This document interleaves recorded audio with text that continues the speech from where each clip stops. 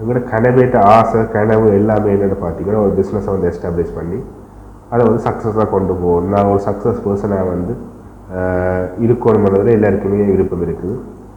ஆனால் நாங்கள் அதுக்கான கணக்கு பிளானிங்கை வந்து உங்களுக்கு செய்து கொண்டு போகிறீங்க. அப்படி செய்யலாம் இப்படி செய்யலாம், அதில் வந்து என்னென்ன விஷயங்கள் தனித்துவமாக இருக்கும் கணக்கு விஷயங்கள் யோசிப்போம். ஆனால் வந்து சின்ன சின்ன விஷயங்களை யோசித்து அதை பிற்போட்டு கொண்டே போகும். உங்களுக்கு சரியான இன்வெஸ்ட்மெண்ட் இல்லை, ஒரு சரியான நேரம் வந்து அமையலை, சரியான ஒரு சூழல் இல்லை, எல்லாத்துக்குமே சரியாக வந்து அமையணுன்றதில் நாங்கள் வெயிட் பண்ணி கொண்டு இருப்போம். உண்மையாகவே சொல்லப்போனால் அப்படி ஒரு சூழல் நேரம் வந்து உங்களுக்கு எப்போயுமே அமையாது. நீங்கள் ஒரு பிஸ்னஸ் வந்து எஸ்டாப்ளிஷ் பண்ணணும்னு யோசிச்சு ஒரு ஐடியா வந்துட்டுன்னா உடனே எஸ்டாப்ளிஷ் பண்ணுங்க.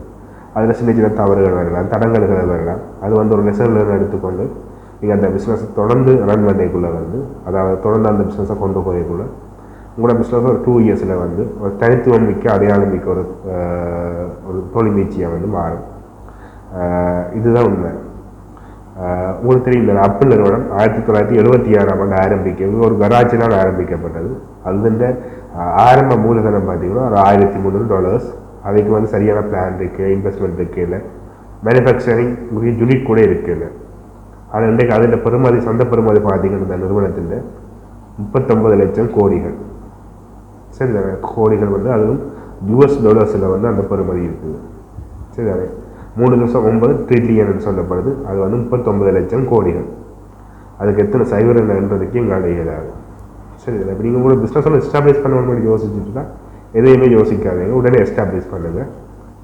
போகிற போக்குள்ள நாங்கள் பார்த்துக்கொள்ளலாம்.